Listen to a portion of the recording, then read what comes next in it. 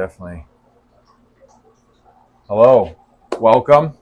We are at one of my good friend's house. He has an aquaculture facility, and we just have two Atlas above a 7-foot by 3-foot, 115-gallon Botanicare reservoir. It's a very popular option for reefing, and if you don't know about it and you want to get into aquaculture, this is probably your best bang for your buck.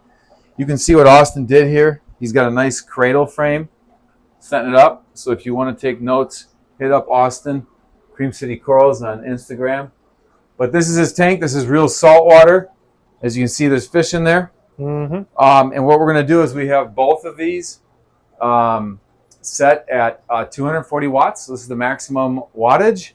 And I kind of wanted to walk through with you guys how even the par is from these lights. It's kind of hard to believe until you start testing it.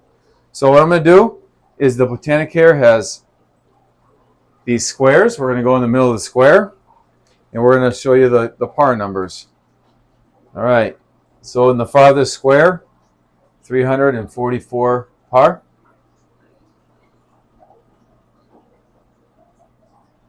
$335. Yep. 380. 370. Okay. Go over here. 370. 360. 355. Is par meter broken? It's not changing. Right? 350. 360. 350. 340. It's kind of bouncing around. Let me get my hand out of there for this one. 360. Yep. Because you gotta, these lights really share, they swap and they, oh boy. All right, good. There we go.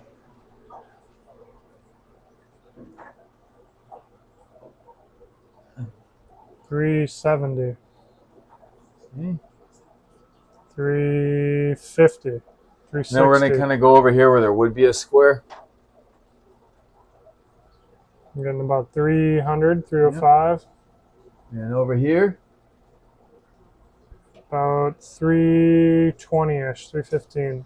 Okay, so what I want to do now is go directly under the lights, directly in the middle, two lights. Perfect. Directly under. What do we got? Directly under 375. Okay, in the middle of the two lights, what do we got?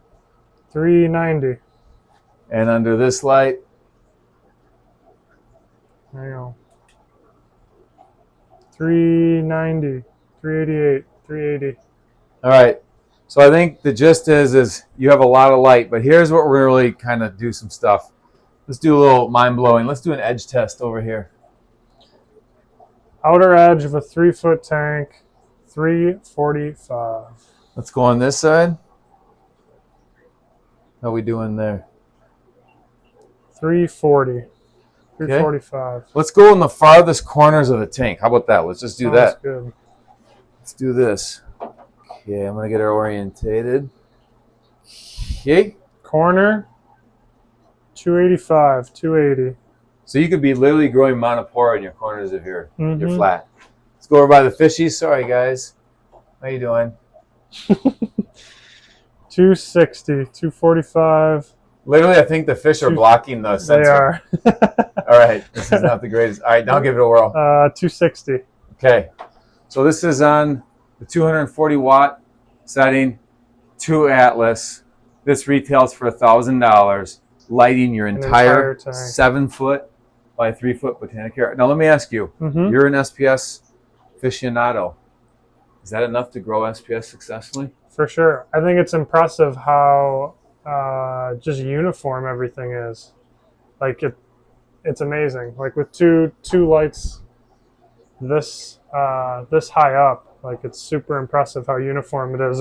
There's no hot spots in the middle either, so it's not like you have to worry about burning stuff up in the middle. It's even across the board. Austin, And what the are we shadow, from here? like, What are we from here to there? It's 20 inches? 20 inches from the water to Yeah. the underside, The and it reflector? was like 27 to the actual light. But this is pretty sweet, like minimal shadowing, which is pretty impressive. So yeah, so you can kind of see there's a little shadow. It's kind of hard to Barely. see. But most lights you would be casting a hard shadow. In fact, For sure. you can't even get a shadow until your Right hand there. is right there. I am 3 inches off the bottom of the tank, and we finally have a shadow. Look at that; it Yeah. disappears. Gone. So when we talk about, I mean, Austin, you know how we talk about blanket coverage, Mm-hmm. shadowing for SPS creates dead spots, creates irregular growth patterns. You know, I think, have you seen, besides T5, is there another light you've ever seen? I was just going to say, it's like T5 is the only one I can think of. Obviously, halides, you know, if you mount them high enough too, but with T5s, I feel like you have to mount it so low You do. to get that sort of a coverage. So this is pretty impressive, man. This is my, I think, second time seeing these lights, but first time actually seeing the test like this, and I'm blown away. Austin, what, you know, I always talk about this stuff, but what color do you perceive? You know, you've been a halide guy. Yeah. You're an old school halide guy. Like, actually, you have one of my reflectors up over Right there. there. That is actually, Austin, that is actually the reflector and the light I emulated for this. Yeah. That's the There 250 you go. watt Ushio Yeah. 14K. What do you think? Does it do an okay job? Absolutely. I'm super pumped to try this out because I feel like if you can get close to halide coverage and spread and just overall par without having to mount, you know, radions at 9 inches or something, it's impressive, man. You know, Super impressive. and for like someone that's starting an aquaculture farm, do you really want to spend Well, that's the $5,000 thing. on a That's the flat thing. lighting? You're gonna drop a ton of money on. We were just talking about that. Like if I were to, you know, light this up with your typical fixtures, like your typical whatever XR30s or Orfix whatever Orfix, Mitras, whatever it might be, like it would take what, 4 at least 5 for Yeah. SPS. What I found is about, when you're looking at the radians, you're looking at double the lights, so it'd be four of them. And then on top of that, it's like I would probably Yeah. do some sort of a bar, you know, like do the Quanta bars or To get whatever, the- and you don't even really have to do that on the edges. So Austin, one more which thing is, cool. if you hold your hand right here, I want you to tell me if you feel a little halide heat. Just a little bit. Just a little, It not does too have much. it does have an IR signature though, so what's cool is it does put out some IR. Not as much as a halide, but a whole lot more than most other options. It's mainly because of the reflector. I also want to show you guys, we cleaned this entire light in about 3 minutes by spraying it down with a hose. So you can still see a couple water droplets.